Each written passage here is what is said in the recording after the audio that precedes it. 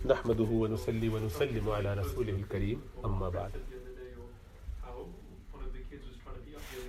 جب لڑکے بالغ ہو جائیں، بڑے ہو جائیں، ذمہ دار ہو جائیں، کمانے لگیں اپنے حساب سے، اپنے پاؤں پہ کھڑے ہو جائیں، اس میں جتنا بھی ٹائم لگے 18 میں ہو جائے، 20 میں ہو جائے، 25 میں ہو جائے، پھر وہ شرعاً انڈیپینڈنٹ ہوتے ہیں اور اپنے کام کے مکلف وہ بالغ ہونے سے ہو ہی جاتے ہیں. ویسے تو بالغ ہونے کے بعد اگر والد ان کو سپورٹ نہ کرے تو والد کو اختیار ہے، لیکن ہمارے معاشرے میں چونکہ لڑکے اب ایسا نہیں ہوتا کہ بالغ ہونے کے بعد کمائی میں محنت کر کے لگیں، ہنر سکھاتے نہیں ہمارے.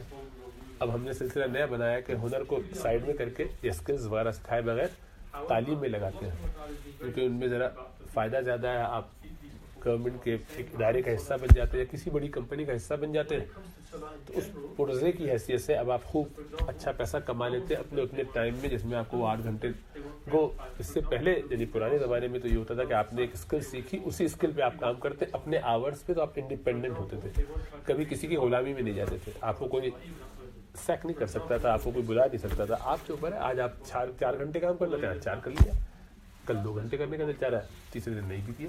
تو آپ جب یہ کام کرتے ہیں تو آپ کی زندگی بہت قناعت اور عاجزی اور سادگی سے گزرتی ہے. آپ اپنی ضرورت کی بیس پہ کام کرتے ہیں. مزدور یا ایک تاجر اپنی مرضی سے کاروبار میں اپنی مرضی سے چلے گا، اس کو جب دل چاہے گا اور کمانے کا تو اور کمانے کی فکر کر لے گا.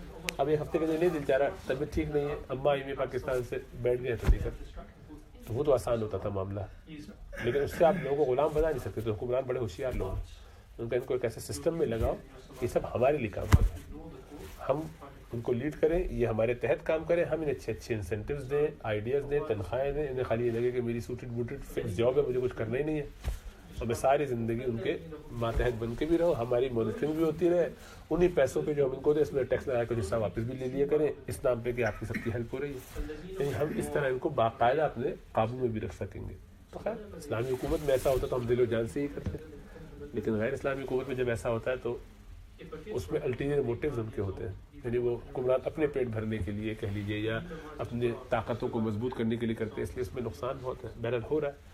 تو پھر انہوں نے ایکویٹ کر دیا نالج کو کہ جس درجے کی نالج اس حصے کی اس طرح کی جاب. آپ نے انجینئرنگ کی، ڈاکٹری، آگے آئی ٹی کا پڑھ لیا تو اب آپ کی جاب اچھی سوفسٹیکیٹڈ ہے. آپ نے ہلکا پھلکا پڑھا ہے تو آپ ذرا ہلکے لیول پہ لگ گئے تو جاب تو مل رہی ہے، لیکن ہر ایک کو مختلف لے تو آپ کلاس بنا دی، ہر ایک کو بتا دیکھو وہاں جاؤ گے تو اتنے 1000 ملیں گے، وہاں جاؤ گے تو اتنے 100 ملیں گے، تو کیا کرنا چاہیے وہ کرنا چاہیے. ظاہری بات ہر آدمی زیادہ کمانے کے چکر میں تو لوگوں کو آپ نے یہ زبردست چکر لگا دیا. اس کا نقصان بہت ہوا کیونکہ اب آپ نے ایک ٹارگٹ بنایا، اس ٹارگٹ کو اچیو کیے بغیر آپ شادی بھی نہیں کر سکتے. اب آپ کو کوئی پوچھنے والا نہیں، تب لگے ہوئے تو ہر ایک جو ہے وہ بڑھتے کہاں تک جائے، کتنا کمائے، کیا کرے. ابھی کسی نے بتایا کہ کسی کے بارے میں کہ ان کے یہ جو پاکستان کی کوئی پچھلے والے تھے ان کو جو ہے وہ 12 بلین خالی کیش ان کے پاس ہے. 12 بلین روپیز کیا کرے گا وہ، بلین کیا کرے گا؟ اتنے پیسے تو زندگی میں روزانہ کھائے بھی تو پیٹ نہیں بھرے گا، نہیں مر جائے گا اس سے پہلے کھانے کے طور پر بھی کھا رہا. لیکن لالچ ہاں بس زمین ہے اس کے علاوہ کیا زندگی، یہ کوئی زندگی جانوروں والی زندگی ہے. کتوں کی طرح مال کما رہے، جمع کر رہے ہیں تو ہضم نہیں کر سکتے، بس جمع کی چلے جا رہے ہیں. خیر تو ایک تو اس کی وجہ سے یہ ہوا کہ اب یہ نوجوان بیچارے کبھی انڈیپینڈنٹ ہونا چاہے تو اس میں ٹائم بہت لگتا ہے.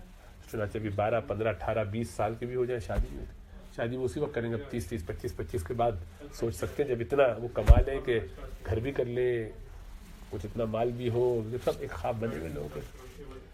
تو اس کی وجہ سے زمین میں فساد پھیل گیا. تو آپ نے شادی کی ایج اب وہ 14 سال میں بالغ ہو گیا، 13 سال میں بالغ ہو گیا، اس وقت سے لے کے 23 سال تک 25 سال تک 10 سے 12 سال ظاہر بات گناہوں میں پڑا رہے، قابو میں وہ رہ نہیں سکتا.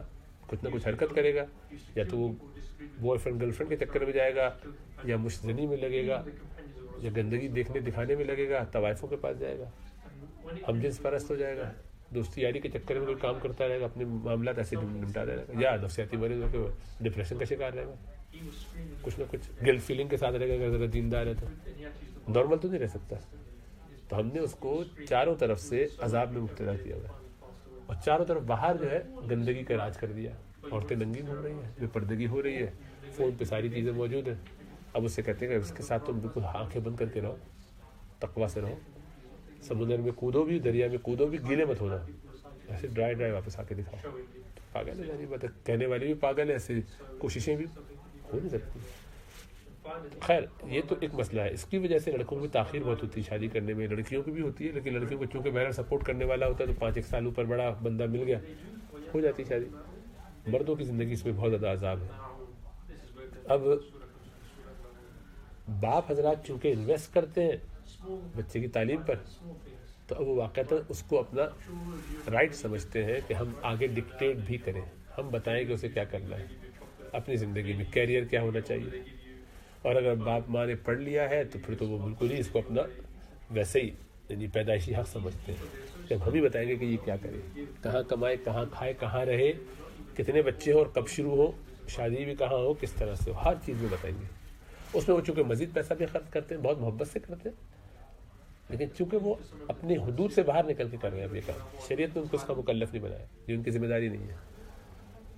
مرد کے لیے باپ کی اجازت کی شادی کے لیے ضرورت بھی نہیں ہے، وہ نہ بھی پوچھے تب بھی کوئی مسئلہ نہیں ہے. شرعاً وہ بغیر بتائے ہوئے اپنی مرضی سے جہاں چاہے شادی کر سکتا ہے، ماں کو باپ کو نہ بتائے. لیکن ظاہر بات ہے ان کا دل دکھے گا تو ان کے ساتھ صلہ رحمی نہیں ہوئی، ان کے ساتھ اچھا طریقہ برتاؤ کا نہیں کیا گیا، تو اس کا روحانی نقصان ضرور ہوگا، برکتیں نہیں ملیں گی، ان کی دعائیں نہیں ملیں گی.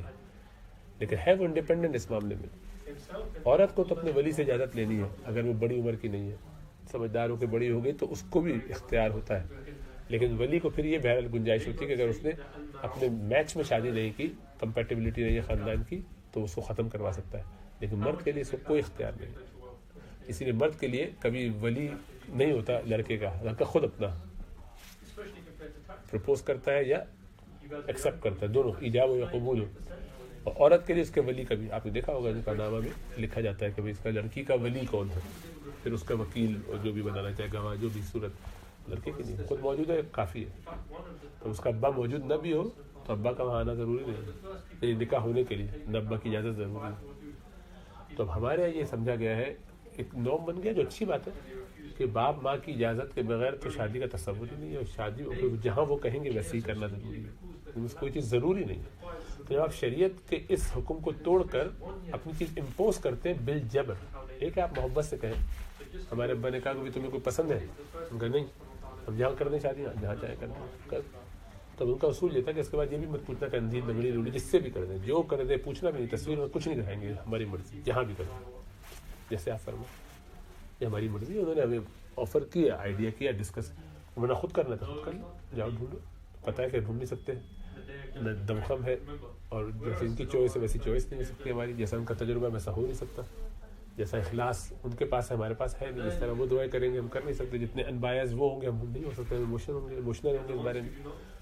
تو سمجھ میں اس وقت سے آئی ہوئی تھی بات، الحمدللہ اس کا فائدہ ہوگا، ہمیشہ فائدہ ہوگا ایسے معاملات میں.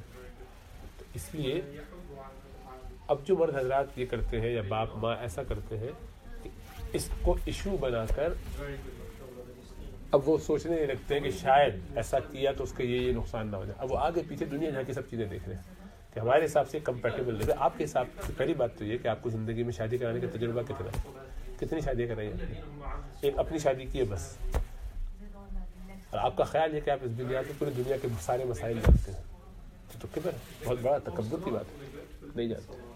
اندازہ ہے، اندازہ، لیکن بس اندازہ ہی ہوتا ہے، وہ کوئی حکم نہیں بنتا شریعت کا، کسی حکم کو تبدیل بھی نہیں کرتا. بلکہ اگر آپ کو یقین بھی ہو نا کیسا ہونے والا ہے، تب بھی شریعت آپ کو اس کا مکلف نہیں بناتی ہے، اس کی ذمہ داری آپ کو نہیں دیتی، یہ حق آپ کو نہیں دیتی کہ چونکہ مجھے پتا ہے کہ یہ آدمی غلط کر رہا ہے تو مجھے لازم ہے کہ میں اس کو روکوں. آپ مشورہ دے سکتے ہیں، قبول کرے تو بہت اچھا، اور اگر آپ کی تربیت ایسی اور آپ نے حکم دیا اور اس سے مان لے تو بہت اچھی بات ہے. لیکن اگر اس معاملے میں وہ بات نہیں مانتا تو وہ گناہ گار نہیں ہوگا، یعنی وہ اس کا تعلق نہیں ہے اس میں، اس کا باپ کا حکم نہیں چلتا نہیں ہے، حکم ہے نہیں باپ کو، یعنی کوئی اختیار ہی نہیں دیا شریعت نے. یہ مرد کا اپنا کام ہے، وہ خود کرے انڈیپینڈنٹ ہو کے، لیکن پیار محبت سے کرنا چاہیے. ورنہ داری میں تو بہت سے مسائل ہیں کہ باپ کا یہ بھی وہ نہیں تھا کہ وہ اس کو فیس دیتا، فیس کیوں دی اس نے، بچے کو ضرورت تھی اس وقت آگے ابا کو ابا بنا لیا، اب ابا کو سائڈ میں کر دیا، یا آپ کو شریعت نظر آ رہی، یہ بھی غلط نظر آ رہی. تو بیلنس اس میں ہونا چاہیے. لیکن ہوتا کیا ہے کہ ہم کبھی کبھی اس کو انا کا مسئلہ بنا لیتے ہیں، یا اس پہ پھر اس کو امبیلش ایسے کرتے ہیں کہ اس سے خراب پریسیڈنس قائم ہو جائے گی، ایک ایسی اگزامپل قائم ہو جائے گی اگلے بچے بھی یہ کام کریں گے. اول تو یہ بات بھی درست نہیں ہے، اول تو اگر ہو بھی تو ٹھیک، کیا فرق پڑتا ہے، اگلوں کو بھی اختیار ہے، وہ اپنی مرضی سے شادی کرنا چاہیں تو کر لیں، شریعت نے اس کی پابندی نہیں لگے گی. عورت کے لیے بھی اپنی مرضی سے شادی کرنے پر کوئی پابندی نہیں لگے گی. آپ اس کو روکنے کی ابھی کوشش کر رہے ہیں، اللہ سبحانہ و تعالیٰ خدا نخواستہ کسی بیماری کسی کمزوری میں ابتلا کر کے جان لے لیں، جب زندہ رکھے تب بھی بستر میں پڑے رہے، کیا کریں گے؟ پھر وہی کریں جو ان کو کرنا ہے، جب آپ اسے اہل ہی نہ رہے بتانے کے. تو ہم نے کیسے سمجھ لیا کہ یہ ہمیں کرنا ہے اور ہمارے اختیار میں ہے؟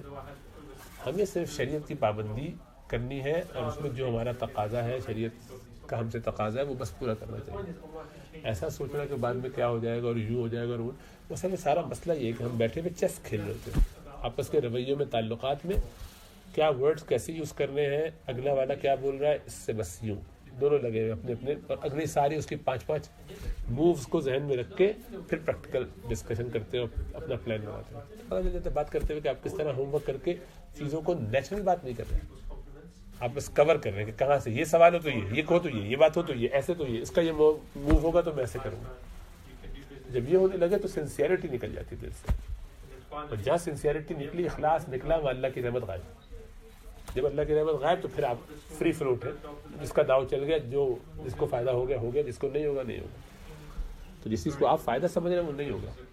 تو ایک تو یہ ہونا چاہیے کہ شریعت کا ہر حالت میں جو بھی تقاضا ہے اس کو پورا کیا جائے، خواہ اس کے نتیجے میں میرا بہت نقصان ہونے والا ہو، خواہ اس کے نتیجے میں میں بالکل گڑبڑا جاؤں.